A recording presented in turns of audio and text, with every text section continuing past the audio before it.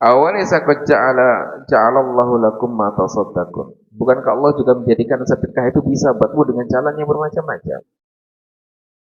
Inna bikulli tasbihatin shadaqah. Bukankah setiap tasbih yang kita ucapkan ini adalah sedekah? Tasbih. Gimana bacaan tasbih? Subhanallah. Kita baca subhanallah saja. Subhanallah, subhanallah. Itu juga sedekah. Artinya apa? Artinya ada jalan bagi mereka yang tidak punya materi untuk berbuat banyak pahala, ada cara gratisnya, yaitu membaca tasbih. Tapi jangan juga kalau sudah tahu yang gratis nanti nggak mau ngeluarin harta. Saya maunya harta saya simpen aja biar jadi mobil, saya mau yang nyarinya yang gratis-gratis saja. Itu kan pastinya beda. Di dalam perjuangan pastinya dibedakan. Artinya dibedakan apa? Tilkar rusulu faddalna ba'dhum ala ba'dhin. Para rasul-rasul itu derajatnya juga dibeda-bedakan sama Gusti Allah. Sesuai dengan kadar ibadah-ibadahnya dan kadar-kadar keistimewaan yang Allah berikan. Ada yang hobinya sholat, ada yang sabarnya luar biasa, sabar gelarnya. Jadi saking sabarnya dikasih gelar oleh Allah ulul azmi. Ya sabar terus. Jadi ternyata ada yang ngangkat derajat itu dengan cara sabar. Ya, Rasul itu dipilih 5 dari 124.000 itu juga gara-gara sabar. Sabarnya gimana? Ya pokoknya sabar banget. Diuji oleh apapun sabar. Bisa ngangkat derajat. Diangkat dan dibedakan dari nabi-nabi yang lain. Artinya apa di sini? Artinya setiap ibadah yang Allah berikan dengan cara yang bermacam-macam ini, ayo kita ambil. Kita ikut serta di dalam yang mana kira-kira?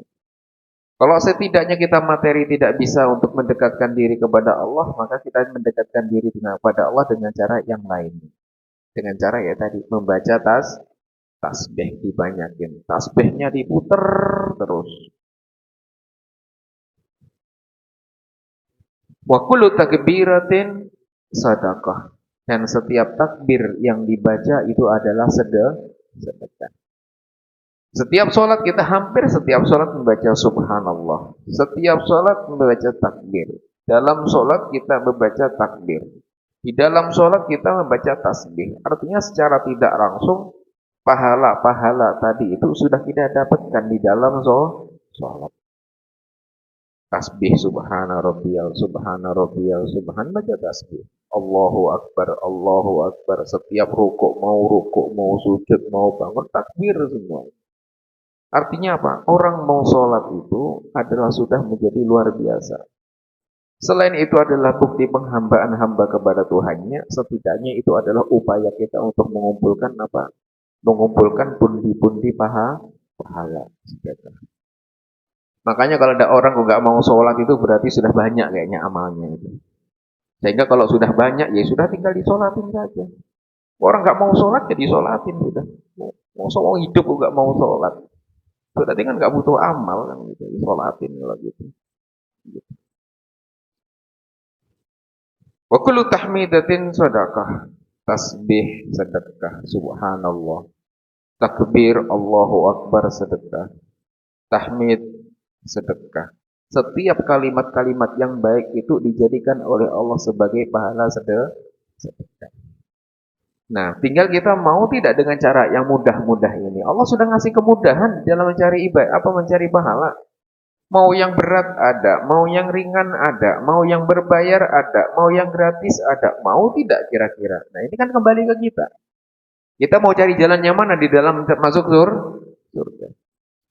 Seperti halnya sama, orang masuk neraka itu juga macam-macam keinginannya. Jadi ada orang yang pengen masuk neraka itu caranya juga beda-beda. Ada yang memperbanyak zina, ya zina terus kerjaannya. Ada yang memperbanyak teler, terus pokoknya saya pengen masuk neraka lewat jalan teler, ya teler saja. Tiap hari teler. Ada orang yang rebutan waris, saya pengen jalan, ya ada, itu pilihan. Tapi ada. Sehingga apa? Bermacam-macam orang masuk neraka, maka bermacam-macam juga cara manusia masuk surga. Baik. Dengan cara yang mana kita itu kembali ke kita. Mau yang ringan-ringan atau yang susah-susah kira-kira. Semakin berat amalannya, pastinya pahalanya juga semakin besar. Semakin berat ujiannya juga semakin banyak apanya? Banyak hadiahnya. Makanya apa? Jangan pernah mengeluh di saat Allah menguji dengan apapun. Karena ujian itu di saat diberikan oleh Allah kepada hambanya, maka tidak hanya sekedar ujian yang Allah berikan, tapi solusi juga sudah disiapkan sekaligus pahala bagi orang yang bersabar. Semuanya diuji sama Gusti Allah. Orang banyak duitnya enak jalan-jalan ini. Bagi orang yang nggak punya duit, enak orang kaya ya jalan-jalan kemana ini enak. Nggak pernah dengar token bunyi itu, listrik bunyi itu nggak pernah. Emang bisa listrik bunyi? Katanya orang orang yang nggak punya uang kan gitu. Jadi apa? Jadi ketika Allah menentukan nasib seseorang, maka Allah sudah tahu, artinya sudah menimbang dan sudah memperkirakan bahwasanya hamba ini ya, tercipta oleh Allah dengan sebaik-baik ciptaan. Yang kaya baik, yang miskin juga baik. Kalau disikapi dengan cara yang baik. Kaya bersikap tidak baik, ya jadinya tidak baik. Orang miskin tidak baik, ya jadi nggak baik. Di saat Kanjeng Nabi berdoa, ya Allah bangkitkan saya bersama fakir miskin di dalam doanya Kanjeng Nabi. Jadi Kanjeng Nabi itu kalau doa apa? Pengen dibangkitkan dengan rombongan fakir miskin. Kenapa? Fakir miskin itu cepat masuk surganya. Kenapa? Gak banyak ditanya. Ditanya sawah, gak punya sawah. Ditanya aset, gak punya aset. Ditanya rumah, rumahnya minjam. Terus apa yang mau ditanya hartanya, gak punya apa-apa. Sementara yang kaya ditanya asetnya, ditanya ininya, tanya duitnya, tanya ininya, banyak pertanyaan. Sehingga apa? Sehingga akan menghambat seseorang semakin banyak hartanya, maka hambatan di jalannya akan semakin banyak. Semakin sedikit hartanya, pertanyaannya juga semakin sedikit. Mau hartanya banyak apa hartanya sedikit? Hartanya banyak, gak banyak ditanya. Semakin hartanya banyak, ya pasti banyak ditanya. Makanya Abdurrahman bin Auf adalah salah seorang yang dikabarkan oleh Kanjeng Nabi Muhammad SAW. Abdurrahman, kamu nanti masuk surganya paling terakhir. Tapi dikabari masuk surga. Kenapa? Hartamu banyak. Hartanya banyak. Nanti di akhirat juga sama. Orang berjalan nanti juga sama. Sama kayak orang jalan di jalan raya tuh. Ada yang jalan raya, lewat jalan raya, jalan kaki, ada yang naik motor. Ada razia. Kira-kira yang cepat jalan siapa kira-kira? Ya yang jalan kaki. Nggak ditanya SIM, nggak ditanya helm, nggak ditanya motor. Orang nggak punya, ditanya gimana? Jalan terus. Yang punya motor ditanya. Ditanya helm, ditanya STNK, ditanya kelengkapan, ditanya. Walaupun ujung-ujungnya kalau komplit juga akan jalan. Tetap ditanya. Bukan berarti orang kaya pasti berhenti. Oh, tidak. Orang kaya yang selamat, orang kaya yang beruntung juga ujung-ujungnya nanti akan masuk surga. Setelah banyak pertanyaan-pertanyaan yang ditanya. Artinya apa semuanya? Artinya semuanya adalah harus siap. Di saat Allah berikan kepada kita kondisi apapun, ya itulah yang terbaik. Di saat kita dikasih titipan banyak, ya kita perlakukan yang baik. Kita pakai itu yang diberikan oleh Allah dengan apa di jalan yang baik, maka akan baik nantinya. Sehingga orang kaya kalau tidak ditasarufkan dengan cara yang baik, ya akan jadi musibah nanti di akhiratnya. Walaupun hartanya banyak. Makanya apa? Makanya hidup di dunia ini bagaimana kita apakah hanya hidup di dunia, tapi bagaimana kita juga hidupnya itu selamat di akhirat. Di dunia hasanah wa fil akhirati hasanah. Jangan sampai di dunia itu udah nyungsep, hidupnya udah susah. Ngedumel lagi setiap hari. Udah hidupnya susah, ngedumel terus di sana masih disiksa lagi. Setidaknya kalau susah itu di dunia saja. Ya Allah, saya nggak apa-apa di dunia itu susah hidup saya. Coba kekurangan nggak apa-apa, anggap aja seperti itu. Yang penting nanti di akhirat saya paling cepat masuk surganya atau menikmati hidangannya itu paling pertama kalau bisa.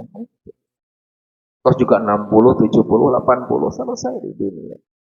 Jadi apa? Tidak perlu untuk dijadikan sebagai apa ya? perbuatan yang memberatkan di akhirat. Itu sudah sabar saja. Sabarnya cuma 80, 90 selesai. Barulah kita boleh hakikat sesungguhnya, yaitu hidup di akhirat.